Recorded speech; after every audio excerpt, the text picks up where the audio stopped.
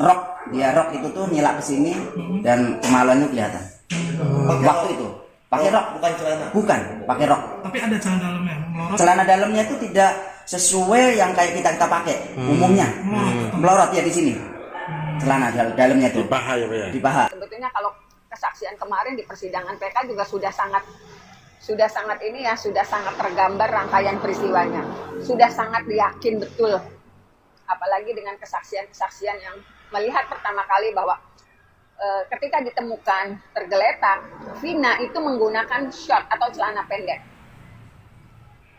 Berarti itu dengan tegas meluluh lantakan keterangan Suroto yang melihat bagian celana dalamnya melorot. Saya nggak ngerti kenapa sih Suroto masih kekeh dengan kebohongan itu. Karena dari 2016 pada saat bersidang saya juga meyakini Suroto berbohong. Saya meyakini betul karena dokter dari yang memeriksa korban Vina juga menyatakan sempat menggunting celana untuk menggombatinya. Berarti celana yang dimaksud adalah celana pendek yang dipergunakan oleh Vina. Jadi mohon doanya, mudah-mudahan keberangkatan saya dari Jakarta ke Cianjur untuk mendapatkan handphone yang di 2016 pernah digunakan untuk memindahkan foto yang dari awal handphone yang untuk memotret, mudah-mudahan masih ada, mudah-mudahan bisa dibuka dan tergambar dengan jelas peristiwanya. Ibu Titin, nih orang ngotot banget, mentalnya mental badak. Kalau Elsa Sharif ngotot, maklum, dia itu dibayar lah. Bu Titin nih loh, modal ikhlas nggak dibayar, sampai sekarang masih aja cari barang bukti, ngejar-ngejar si siapa itu Nazarudin. Luar biasa emang Bu Titin. Padahal kalau secara logika hukum, Bu Titin udah menang loh. Dari fiktifnya 3 DPO aja secara logika hukum sebenarnya Bu Titin udah menang. Tapi emang bener nih orang nih, ibu-ibu ini mental badak banget. Terus aja dia cari nih hukum bukti-bukti baru yang lebih menguatkan lagi. Padahal Anda gratisan loh Bu Titin. Luar biasa. Kalau si Elsa Sharif, si Pita Romodoni maklum gitu loh, dia mau ngeyel kayak apa, mau ngotot, dibayar lah. Anda nih Bu Titin, luar biasa. Ini tauladan lah buat kita semua ya. Kalau punya ibu ya kayak Bu Titin ini loh, keren. Saudara Kapolri juga sudah menyatakan cuak saya memang sudah didatangi oleh tim sus dari Mabes dan lain-lain. Karena gini, ada 3 tim. Saya terpaksa ngomong bukan sekarang karena memang dari dulu saya nggak pernah ngomong. Jadi tim sus yang pertama itu meyakini ini pembunuhan yang ada dan mereka pelakunya. Buktinya apa? Pada saat Saka Tatal diperiksa di Mabes, dipaksakan setelah Peggy tertangkap ya, dipaksakan peristiwa itu ada. Dan itu saya sempat bersih tegang di Polda Jabar ketika Saka diperiksa. Saya sampai nangis karena tetap dipaksakan oleh Polda Jabar, peristiwa itu ada. Gitu. Kemudian walaupun tim kedua itu yang punya keyakinan peristiwanya ada, tetapi mereka bukan pelakunya. Tapi saya tetap bersikeras, ini kecelakaan lalu lintas. Kemudian tim yang betul-betul didatangkan oleh Kapolri itu setelah saya memberikan seluruh berkas, saya presentasikan ini peristiwanya seperti apa, saya juga membuka yang sebetulnya itu harusnya menjadi novum di pengadilan. Sudah saya berikan ke tim sus yang itu timnya tim senyap. Dari situlah saya dapat informasi betul Mbak Titin, ini kecelakaan lalu lintas. Seperti yang disampaikan Kak Reza Indragiri juga sebetulnya memang sudah ada kesimpulan. Tapi prosesnya memang karena proses PK gitu.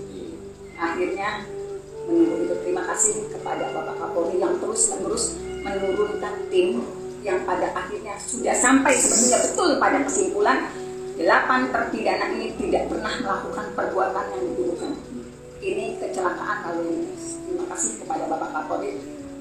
Walaupun belum secara terbuka Bapak mengumumkan, tetapi saya yakin Bapak sudah sampai pada kesimpulan itu. Seorang saksi kasus Vina Cirebon bernama Nazarudin mengaku pernah mengambil foto kejadian yang terjadi pada 27 Agustus 2016 lalu di Jembatan Talun. Hal ini diungkapkan oleh kuasa hukum terpidana kasus Vina Cirebon, yaitu Titin Prilianti. HP Nasrudin sudah diserahkan kepadanya. Dia menyebut HP itu sudah dibuka setelah diserahkan Nasrudin. Lantas Ibu Titin pun langsung berkoordinasi dengan timnya dan akan membawa HP tersebut ke Jakarta untuk diteliti lebih lanjut oleh ahlinya. Ibu Titin menjelaskan setelah dibuka, HP itu ternyata tidak memiliki memory card dan pernah rusak. Yang tersisa dalam HP itu hanya 3 foto pada tahun yang termuda. Sementara yang lainnya sudah tidak terbaca sama sekali, ujarnya. Karena hasil foto di tahun 2016 silam tidak terbaca dalam HP itu, kata dia, maka pihaknya kembali akan menemui Nasrudin di Cianjur.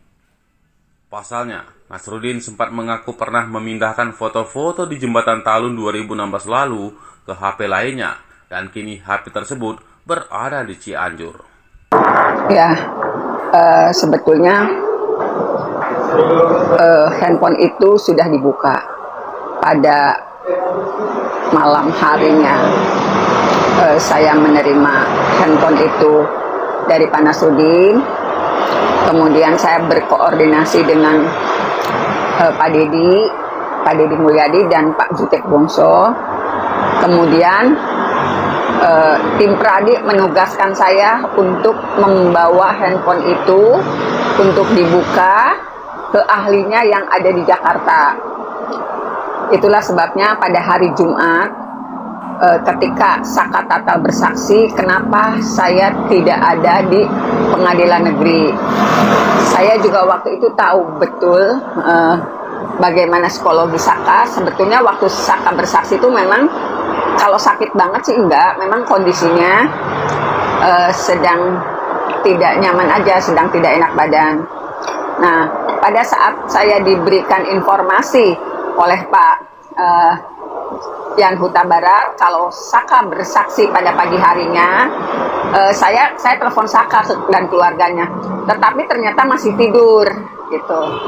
Saya kemudian komunikasikan Saka setelah dibangunkan, Saka hari ini Saka bersaksinya harusnya pagi gitu. Ternyata memang waktunya tidak terkejar. Memang betul saya berkomunikasi sama Saka kalau masalah penyiksaan yang kamu terima disangsikan kebenarannya, mereka tidak percaya dengan apa yang terjadi pada saat kamu ditangkap di Polres Cirebon Kota, kemudian mengalami penyiksaan luar biasa. Kamu boleh katakan apa yang kamu ini untuk meluapkan, untuk melapaskan kemarahan kamu, saya bilang gitu. Karena kamu sudah lakukan banyak hal, termasuk kamu melakukan sumpah pocong. Saya juga minta maaf kepada Saka. Saya tidak berada di ruang sidang pada saat Saka memberikan kesaksian, karena saat itu saya sedang mencoba membawa handphone ke Jakarta untuk diekstrasi oleh ahlinya. Saka memahami itu. Makanya ketika Saka bersaksi dan agak marah karena pertanyaan jaksa penuntut umum, banyak yang telepon saya pada sore itu. Kebetulan posisi saya juga masih di Jakarta. Pada malam harinya, setelah pada pukul 10 saya berada di Jakarta, pada malam harinya saya mendapatkan informasi bahwa handphone yang diserahkan oleh Pak Nasrudin pada tim Pradi itu ternyata, walaupun betul Pak Nasrudin itu berkata jujur, dia melihat rangkaian peristiwa itu, dia juga keterangan dia berkesesuaian dengan keterangan-keterangan saksi lainnya. Karena waktu itu saksi Adi yang sebagai musafir menyatakan ada seorang pejalan kaki lain, dan ternyata pejalan kaki itu adalah Nasrudin. Dan Nasrudin sebelum mendapatkan informasi apapun, dia menyatakan dia ketakutan meneruskan perjalanan karena ada seorang yang duduk di situ di bantalan flyover Talun dan dia mengira itu begal. Jadi keterangan Adi yang melihat ada pejalan kaki dan keterangan Nasrudin yang tidak berani melanjutkan perjalanan dan berdiri di situ agak lama karena melihat sosok yang dianggap dia begal itu kan berkesesuaian. Jadi saya yakin, saya pastikan betul bahwa memang Nasruddin berada di tempat itu. Pengakuan Nasruddin yang sempat memoto juga bukan pengakuan bohong karena memang betul. Buktinya apa? Handphonenya diserahkan kepada kami. Namun pada malam harinya setelah berhasil dibuka ternyata karena memang kondisinya handphone itu tidak memiliki memory card dan pernah mengalami kerusakan. Jadi foto yang dipotret waktu tanggal 27 Agustus 2016 yang diyakini oleh Nasruddin, dia sempat memoto orang sekelilingnya, termasuk juga memoto Bapak Adi yang waktu itu dikira begal, itu tidak terdapat di dalam kamera itu, tidak terdapat di dalam handphone itu. Memang yang hanya tersisa di handphone itu hanya 3 foto dan itu tahunnya tahun yang termuda. Jadi bukan tahun di 2016. Jadi yang lainnya memang sudah tidak terbaca sama sekali.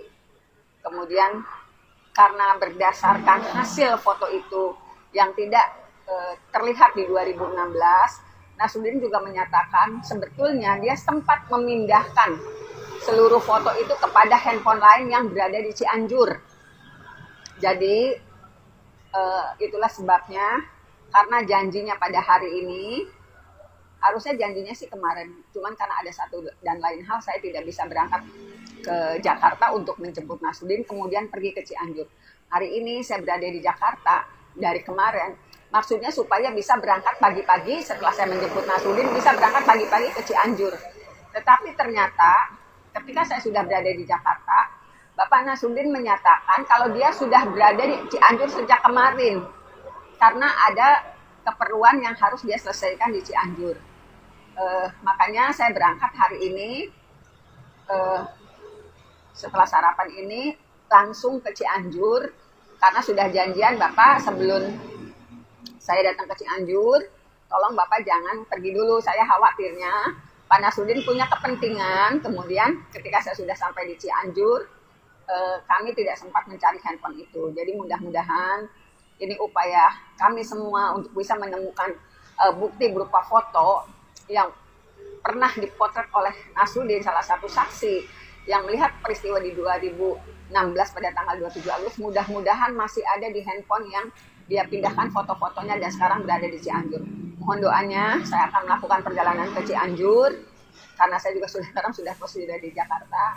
Mohon doanya mudah-mudahan apa yang kami lakukan bisa memberikan gambaran yang jelas.